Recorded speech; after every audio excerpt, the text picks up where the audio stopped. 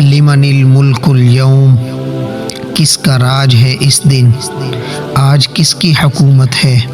3 مرتبہ یہی ارشاد فرمائیں گے۔ جب اس کا جواب کوئی نہ دے گا تو خود ہی جواب ارشاد فرمائیں گے، للہ الواحد القہار، اللہ کا ہے جو اکیلا ہے دباؤ والا۔ اللہ واحد و قہار کی حکومت ہے، اور اس زمین و آسمان کو دوسری زمین سے بدل کر چمڑے کی طرح بچھا دیا جائے گا۔ لا تری فیہا عوجا ولا امتا، نہ دیکھے تو اس میں موڑ اور ٹیلا۔ پھر اللہ تعالیٰ مخلوقات کو ایک جھڑکی دیں گے تو یہ سب بدلی ہوئی زمین پر اس طرح منتقل ہو جائیں گے جس طرح پہلی زمین پر تھے۔ جو اس کے پیٹ میں ہوں گے وہ پیٹ میں، اور جو اس کی پشت پر ہوں گے وہ پشت پر منتقل ہو جائیں گے۔ پھر اللہ تعالیٰ عرش کے نیچے سے ان پر پانی نازل فرمائیں گے، اور پھر آسمان کو حکم ہوگا کہ بارش برسائے۔ آسمان 40 دن تک بارش برساتا رہے گا، حتیٰ کہ پانی لوگوں سے 10 گز اونچا ہو جائے گا۔ پھر اللہ تعالیٰ اجسام کو پیدا ہونے کا حکم دیں گے تو وہ اس طرح پیدا ہوں گے جس طرح سبزہ اگتا ہے، حتیٰ کہ جب ان کے اجسام مکمل پیدا ہو جائیں گے اور ایسے ہو جائیں گے جس طرح دنیا میں تھے، تو اللہ تبارک و تعالی حکم دیں گے کہ عرش کو اٹھانے والے زندہ ہو جائیں، چنانچہ وہ زندہ ہو جائیں گے۔ پھر اللہ تعالی حضرت اسرافیل کو حکم دیں گے، وہ سور لے کر اپنے منہ میں رکھ لیں گے۔ پھر اللہ تعالی حکم دیں گے کہ جبرائیل و میکائیل زندہ ہو جائیں تو وہ زندہ ہو جائیں گے۔ پھر اللہ تعالی ارواح کو بلائیں گے تو وہ حاضر ہو جائیں گی۔ مومنین کی ارواح نور سے چمک رہی ہوں گی، جبکہ کفار کی ارواح سے تاریکی پھوٹتی ہوگی۔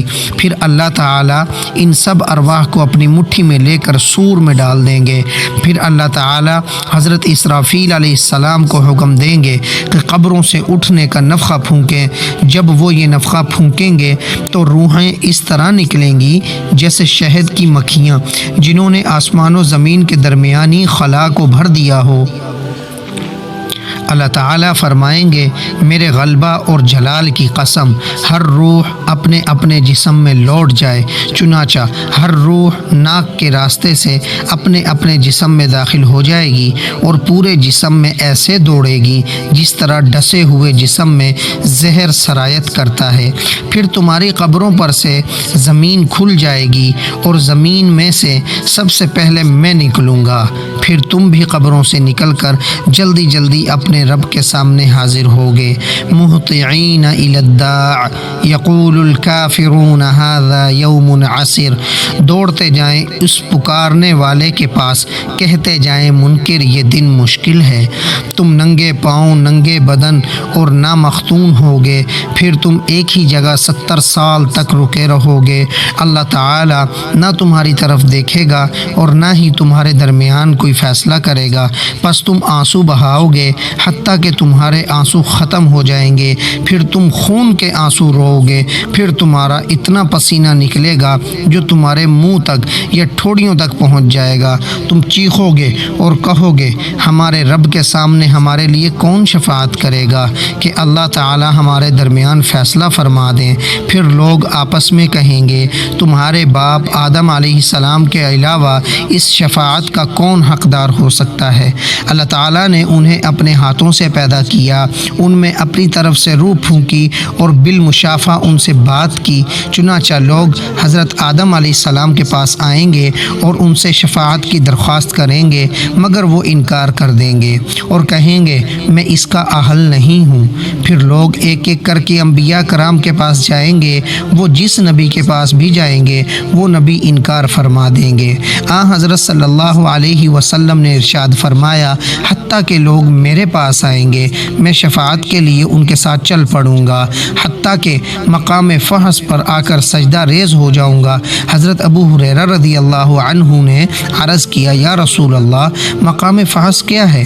آپ صلی اللہ علیہ وسلم نے ارشاد فرمایا، عرش کے سامنے کے مقام کو فحش کہتے ہیں، حتیٰ کہ اللہ تعالیٰ ایک فرشتہ بھیجیں گے جو میرا بازو پکڑ کر کہے گا، اے محمد، میں عرض کروں گا लब्बैक या रब। अल्लाह ताला फरमाएंगे क्या बात है, हालांकि वो बेहतर जानते होंगे।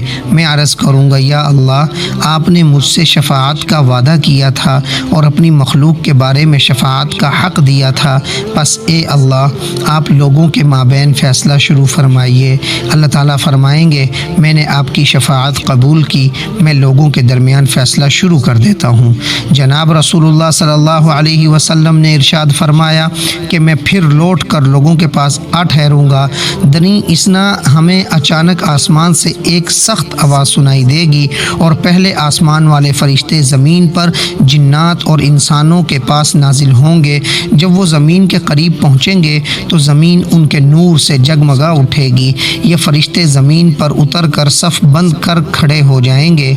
हम उनसे पूछेंगे क्या हमारा रब तुम में मौजूद है? वो कहेंगे नहीं, वो अभी तशरीफ़ लाते हैं। फिर हर आसमान के फ़रिश्तों से दुगने होकर यूं ही ज़मीन पर उतरते रहेंगे हत्ता कि अल्लाह तबारक व तआला बादलों के साए में और फ़रिश्तों के दरमियान उतरेंगे।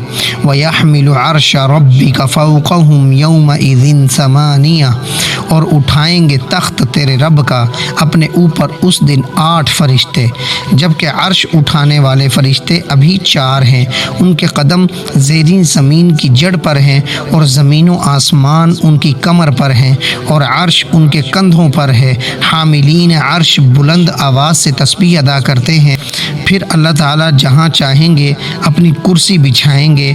फिर बाआवाज़ बुलंद इरशाद फरमाएंगे ए गिरोह जिन्नो इंस, मैंने जिस दिन से तुम्हें पैदा किया है उस दिन से आज तक तुम्हारी खातिर खामोश रहा, तुम्हारी बातें सुनता रहा, तुम्हारे आमाल देखता रहा। अब मेरी बात खामोशी से सुनो। ये तुम्हारे आमाल और सहीफ़े हैं, उन्हें तुम खुद ही पढ़ो। जो इनमें खैर पाए अल्लाह का शुक्र अदा करे और जिसे खैर ना मिले तो वो अपने नफ्स के अलावा किसी को मलामत ना करे। फिर अल्लाह ताला जहन्नुम को हुक्म देंगे तो उससे एक बुलंद आवाज़ और तारीक गर्दन निकलेगी।